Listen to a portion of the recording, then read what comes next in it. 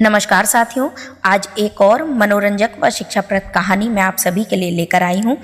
कहानी शुरू करने से पहले यदि आपने अभी तक चैनल को सब्सक्राइब ना किया हो तो प्लीज़ ज़रूर कर लीजिएगा और कहानी अच्छी लगे तो लाइक व कमेंट करके अपने विचार ज़रूर बताइएगा। तो एक समय की बात है, मोहन नाम का एक लड़का था। वह अपनी माँ के साथ रहता था। वे बहुत ही गरीब थे। उसकी बूढ़ी माँ अपना व मोहन का पेट सूत काट कर पालती थी, परंतु मोहन बेहद आलसी था। वह सर्दियों में बाहर धूप सेकने और गर्मियों में चूल्हे के पास बैठने के सिवाय और कोई काम नहीं करता था। इस कारण उसका नाम ही आलसी मोहन पड़ गया था। माँ ने बहुत कोशिश की कि मोहन कुछ काम करने लगे, परंतु उसने कोई काम करके दिखाया ही नहीं। लाचार होकर उसकी माँ ने सोमवार को मोहन से कहा, यदि यह कोई काम नहीं करेगा तो वह उसे घर से निकाल देगी और उसे अपनी रोजी का स्वयं ही चिंता करना पड़ेगा। माँ की इस बात से मोहन को कुछ न कुछ काम करने के लिए विवश होना पड़ा। अगले दिन पड़ोस के एक किसान के पास दहाड़ी पर उसने काम किया और उसके बदले में उसे एक आना मिला, यानी एक पैसा मिला। सायंकाल जब वह वापस घर लौट रहा था तब एक नाला पार करते हुए उसके हाथ से पैसा गिर गया।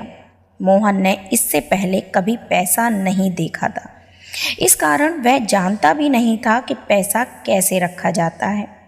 घर पहुंचने पर उसने अपनी माँ से जब यह बात कही तब उसकी माँ बोली, मूर्ख लड़के, तुम्हें चाहिए था कि उसे अपनी जेब में रखते। इस पर मोहन ने कहा कि आगे से ऐसा ही करूँगा माँ। बुधवार को मोहन एक ग्वाले के पास काम करने के लिए गया। काम के बदले में ग्वाले ने दूध का भरा एक गिलास दिया। मोहन गिलास को अपनी जैकेट की जेब में रखकर घर लौटने लगा। घर पहुँचते पहुँचते सारा दूध गिर गया और उसके कपड़े भी खराब हो गए।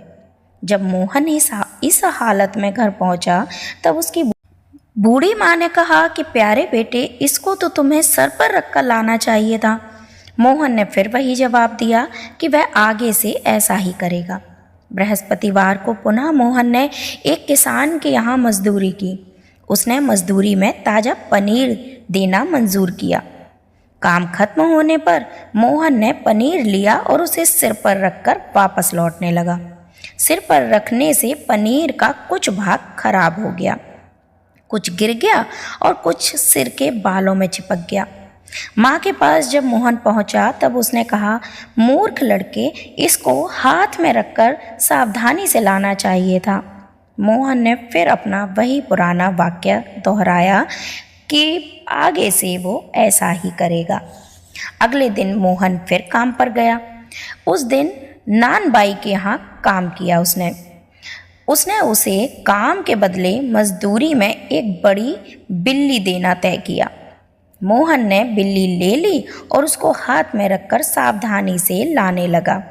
रास्ते में बिल्ली ने उसे इस बुरी तरह नोचा कि थोड़ी देर बाद उसे लाचार होकर बिल्ली को छोड़ देना पड़ा।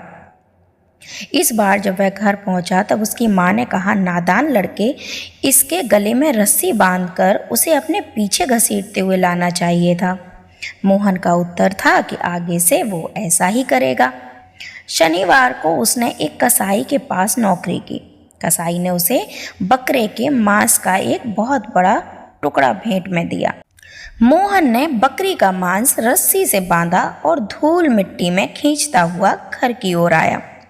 घर पहुंचते पहुंचते मांस बिल्कुल खराब हो गया था। अब उसकी माँ का धीरज भी समाप्त हो चुका था, क्योंकि अगले दिन रविवार था और रात्रि के भोजन के लिए गाजर बनाने के सिवाय उसके पास कुछ भी नहीं था। बूढ़ी माँ ने गुस्से में अपने पुत्र से कहा, महामूर्ख, उसे कंधे पर रखकर लाना चाहिए था। मोहन ने सदैव की भांति अपना रटा रटाया वही उत्तर दोहरा दिया, आगे से ऐसा ही करूँगा माँ। अगले सोमवार को आलसी मोहन पुनः काम पर गया और एक पशुपालक के यहाँ काम किया। पशुपालक ने मोहन को उसकी मेहनत के बदले एक गधा उपहार में दिया। गधे को कंधे पर रखकर लौटना मोहन को पहले कुछ कठिन मालूम हुआ, परंतु किसी न किसी तरह उसने यह कर लिया और गधे को कंधे पर उल्टा रखकर धीरे धीरे घर की ओर रवाना हुआ। मोहन जिस रास्ते से अपने घर लौट रहा था उसी पर एक धनी व्यक्ति का घर था। उसकी केवल एक ही लड़की थी। वह अत्यंत ही सुंदर थी, परंतु बहरी व गूंगी थी। जीवन में अब तक वह कभी भी हंसी नहीं थी। डॉक्टर ने कह रखा था कि जब तक कोई उसे हंसाएगा नहीं तब तक वह बोल नहीं सकेगी। वह गूंगी बहरी लड़की अपने घर की खिड़की में बैठी हुई सड़क की ओर देख रही थी। जब उसने मोहन को इस विचित्र रूप में गधे को ले जाते हुए देखा, जिसकी टांगें आकाश की ओर थी, जिसके बड़े बड़े कान उसके गालों को छू रहे थे, सहसा ही उसकी हंसी फूट पड़ी। हंसी निकलने के साथ ही वह सुंदर लड़की बोलने लगी। उसके पिता की तो खुशी का ठिकाना ही नहीं रहा। उसने अपने निश्चय अनुसार अपनी लड़की का विवाह आलसी मोहन के साथ कर दिया। मोहन इस प्रकार एक धनवान व्यक्ति बन गया। दोनों अब बहुत बड़े आलीशान घर में रहने लगे और मोहन की माँ भी अपनी सुंदर बहू पाकर बहुत प्रसन्न हुई।